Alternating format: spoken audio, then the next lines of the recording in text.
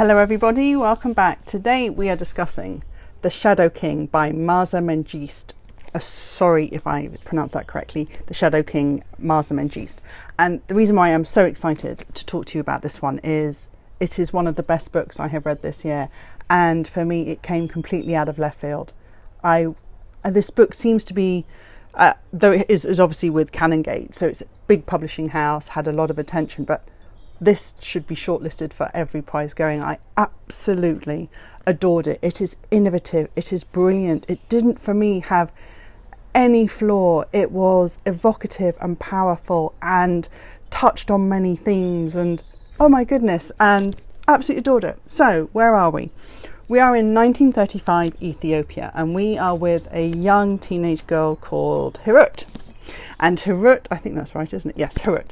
And she has become a maid. She's at the start, she's just become a maid in a new house, the house of Kidane.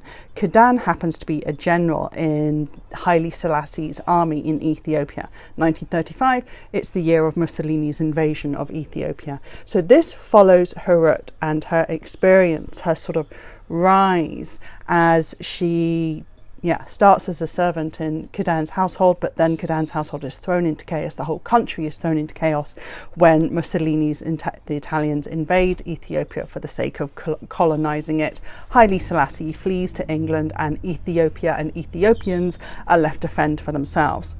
What happens is Kidane's army, Haile Selassie's army, fight the Italian invasion.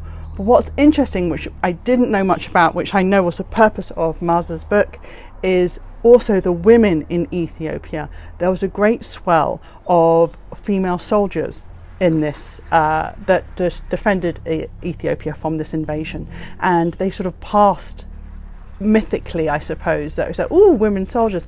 But my goodness, Maaza gets right underneath into the grit of this emergence of women taking control of a world that's falling apart, and how through this chaos and death and destruction they find emancipation. It is fantastic. So the Shadow King, we follow Hirut. It's a difficult household. Kidane, the general, is no hero. He is a difficult, willful man and abusive. And his volatile, vicious wife, Asta, is no better. And Hirut often falls foul of Asta's wrath as well as Kidane's lust. And yet in this time, she is adamant that she has a path to follow that will lift her out from this. And it's how this merging of this young woman's experience with the chaos that comes into Ethiopia, and how the opportunity of this war gives Hirut the chaos of the war gives her the opportunity she needs to find her voice and go on and find allies in the strangest of places. But this is so brilliantly written by Maaza. I'm in awe of you, Maaza. I think you're incredible. There is a revolving point of view that goes throughout this book. Sometimes we're with Hirut, sometimes we're with Kidane, sometimes we're even with Haile Selassie, and we just get glimpses of how they're feeling, their motivations, their pressures from the past, their belief system. We interweave not just feminism and emancipation, but also the burden of masculinity, the trauma inherited through generations, inherent beliefs around whether Haile Selassie is, the son of God or, whatever, deigned by God, deigned by God. Just amazing, brilliant. And also there are times where she cleverly, Maaza, also weaves in a few short chapters for the chorus, which is an interesting take, an interesting bringing in of Greek legends, which of course always had the chorus in.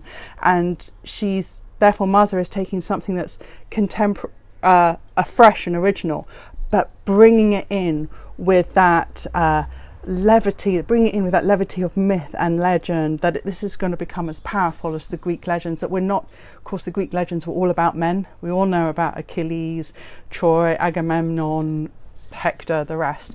But this is Maaza taking black women and putting them on that plane, and there's something truly powerful and exciting about this. I absolutely fell in love with this. Hirut's path is full of conflict, inner and external. She is she also experiences many different people as they cross her path, and it's just effortless. Maaza's writing is just effortless, and there's this wonderful piece as the army develops.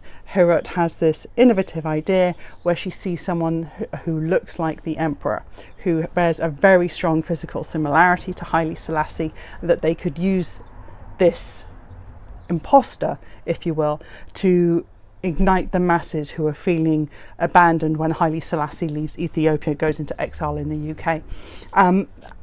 It's just such a fantastic story. For those who don't know much about this period in history, I know there's quite a bit of talk on Goodreads on like, oh, I didn't know the Italians invaded Ethiopia, I didn't know there was this war. Don't be fearful of this. Oh, that's another point, by the way. At times, Maaza even goes into the viewpoint of the general who are in the Italian army. So you see these wonderful conflicts in the Italian camp where, for example, what the photographer is Jewish, and of course, as Mussolini aligns himself with Hitler, that becomes a very dangerous background to have. And there are these wonderful layers and layers of complexity and brilliance and insight. It's weaved so beautifully. Anyway, I forgot what I was saying. But anyway, I marvel at this book, and I forgot what I was saying. I was saying something really good. Anyway, it is really good. This book is really good. I wish I could be more eloquent. There's a quote actually from Marlon James on the back, who if you haven't read 7 Methods of Marlon James's Booker Prize winner, must read that. Anyway, Marlon James has on here, "The Shadow King is a beautiful and devastating work of women holding together a world ripping itself apart. They will slip into your dreams and overtake your memories." Absolutely. Maaza really lifts these women from the lowest of the low and from the hardships of the life they live into something really quite beautiful and for a moment memorable and freeing. And it is exhilarating stuff. This is a fantastic book. I've already spoken about it for over 7 minutes, so I will stop now. The Shadow King by Maaza Mengiste is fabulous. Bravo to Maaza for this book, and bravo to Canongate for publishing it. It's fantastic.